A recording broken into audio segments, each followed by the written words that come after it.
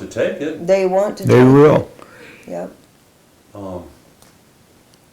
Folks, I don't know how to even begin to approach the reporting of this, because at once it gets me so mad that I want to get up and do something right now. I mean, you know, mount them up, boys. It's time that we take this thing back. But you know something? There is a growing movement out there. The movement has to do with getting back to truth, justice, Right. and what we would consider the American way. And do you know, right now, as we sit and talk, that simple, direct concept is being portrayed by none other than the FBI as terrorist activity, Oh, I know. extremist activity. Americans are extremists. Americans are terrorists. What the heck is going on here? People like you, salt of the earth, Yeah. being demonized. Are we terrorists? Oh. And yet, when I saw the pictures coming out of Nevada, I don't know, did you see those pictures Oh, that yes, came we out? did. We followed that so We close. watched. Did you 'cause happen to it notice? just breaks our heart. Did you happen to notice that those people that call themselves BLM, Bureau of Land Management Yep. employees, did you notice how some of them were wearing full beards? Did you- Yeah, Yeah. I saw that. Did you notice how most of them were unrecognizable? You did not know who these people were. All you knew was that they were together in a group and they were doing something to the cattle and to the people on the Bundy Ranch. And the only way you had any way of knowing that they were in any way associated with a government entity was a little sign that they had on the side of the truck that said BLM. Yep. But did you see anything on their hats, on their clothing, anything to give you an indication as to who they were? No, they just kind of wore tan clothing and kind of all the same kind of a uniform like, and that's all I saw. And yet, they would come up to you, and, they would come up to the Bundys in this case, and demand whatever they wanted them to do. They would make their demands, and the sheriff in the county would allow this to happen. Our sheriff would do the same thing. Yep. He He did wouldn't it. stand, well, they broke into our home twice and Took arrested us. 4 of them to do it. You Broke know. into your home. Yeah. Tell us a little bit about that. Well, they told us that they were going to evict us from our ranch home, and my sister in Texas, she said, if they tell you that they're going to evict you, they will. And I said, oh, they won't take us out of our home, surely, not that. She says, well, you better be prepared. And we knew this cabin and this little acreage was for sale, which connected to our trust land, which is the 2,200 here. So she said, we're going to buy this place for you, because she knew we didn't have any money to do it. So she sent the money, and we bought this little place. And sure enough, like 3 weeks later, we were evicted from our home. 4 sheriffs come driving up, 2 sheriffs and deputies come driving up to our home that morning. And I said, oh, Ed. Ran to the doors.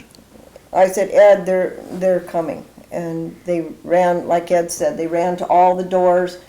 Make and- sure we wouldn't get out, see. And we had them all locked. And so then I was faxing stuff that Randy had told me to get sent.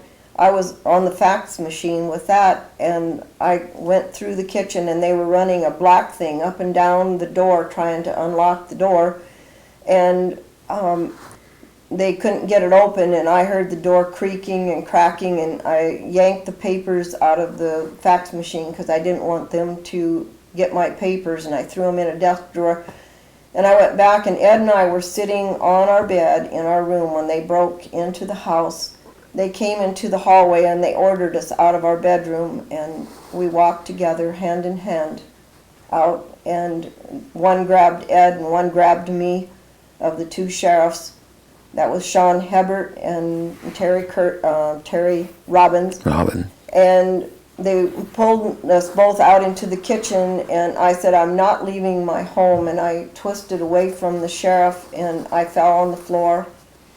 And I don't remember what all was happening, but I remember I was vomiting, and the voices were a long ways away when they were talking. I couldn't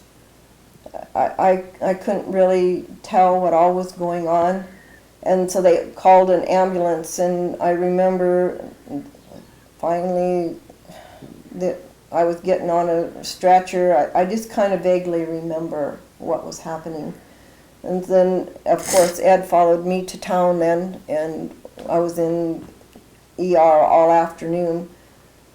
And then they started, when we left, Ed said that they were sitting at the mailbox. Yeah, the van, movers. the mover van was sitting at the They mailbox. started loading up all our stuff and moving it into this house. Can I ask you if you have any memory of that moment once you fell after being grabbed? Do you have any memory of things that might have been said by people? I do. She didn't know anything. Okay. But that one sheriff said, I don't think, what did he say? I don't think, You said, I thought it was wrong from the beginning. I thought it was wrong from the beginning, and when the sheriff said that, I'm not sure which one it was. You told me it was Sean Hebert. Sean Hebert, said that, yeah, okay. So I don't remember it. Anyway, I remember she was laying on the floor and she was trying to throw up, so he said, well, you get her something to throw up in, so I did, and I got a pillow for her to put her head on, and they just walked around there, and I looked up there, and they had a guy up there with one of them cameras, like this, in the doorway. I don't know who that was, it wasn't a sheriff, it was just somebody with this camera. And I think I know what they wanted to do. See, and they've done this before. They grabbed her and they grabbed me. They wanted us to resist, hit them or something, so they could say we resist an arrest. But we didn't do that, see? And they've done this before. When we wouldn't let them take some stuff out of the shed down there, they grabbed us, and we just pulled away, And that wasn't good enough. They had to do something, make it so that we would resist arrest. Then they could just take us in. They were going to do that. I just know they were going to do that. But it didn't happen that way. So when we called the ambulance, I said, well, call the ambulance. She said, I've already done it. That's Hebert. I've already called the ambulance. See, he did that all on his own. And so they picked her up and took her in, and I ran out and got in the car and I followed. They knew that's what, and here was this van sitting out there, ready to move us where? They had planned on taking us into Scottsbluff, all the stuff, put it in storage, and then where were we gonna live, see? Under the bridge with Yeah, 3 little that's what they sticks had that planned, kept but pork this and little beans. deal came up, that Evelyn bought this place for us. We had to go. Can you imagine? A great big house. How many bedrooms did it have? Lots. 5 or 6 bedrooms, and we had to take all that stuff, the washer and dryer, and we didn't get the dishwasher, and put it in this little dinky house. Oh, the shop is full. The of shop is boxes just down full there. of stuff out of 500 the- boxes of And stuff. We've not- we had a religious convention there, and we stored a lot of stuff, bedding and everything. Yeah, And and they brought a lot of that stuff over here too, which didn't. yeah, well, Which wasn't ours. so we went into town, and we went to the doctor and got into the hospital, and she came to about halfway to town, you know? Yeah, I was But- started to talk to the ambulance people.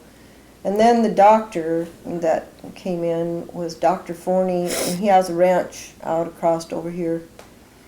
And we heard later that he was just brokenhearted over what had happened to us. But of course, nobody does anything. Everybody's afraid to get involved. Fear. I can't fathom, I can't understand how this is allowed to occur. It's so When hard. you're in that ambulance, at that point in time, you're now out of your house, the home that you have been in, probably most of your lives living here. 30 years. You're now out of there, sensing probably that you wouldn't be returning. No, I knew I wasn't going to be returning. What was running through your head at that point in time? Tears, lots of tears. If God sees tears, there's buckets of them. There's buckets and buckets of tears. And a lot of it is because of our grandchildren. We hadn't seen our grandchildren for 2 years. And finally, last weekend, we got to see our children. It's so hard. But we got to stand for truth. We've got to stand for honesty. And we're going to go through it to the end.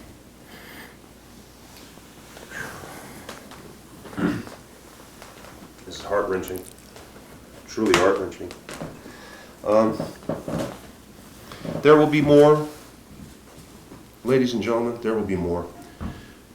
But their story is not the only one. This is happening across America right now.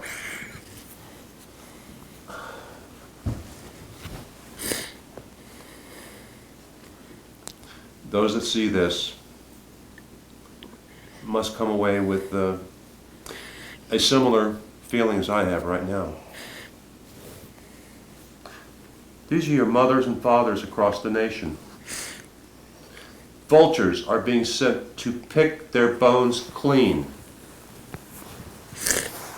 And you sit idly by and do nothing, thinking that this is just another in a long series of reality shows. Well, let me tell you folks, it is real and it is happening. And when America has been faced with these types of challenges in the past, we have risen to the occasion. Will we now rise again? Or will you do nothing? I can tell you that there is a growing number of people that have flat had it. They realize that the courts are broken. They realize, like these wonderful people have, that the time has come. The reckoning has come. And only by their faith in God alone have they been able to survive this most disgusting display by the government that was put there specifically to protect and defend them, to protect them.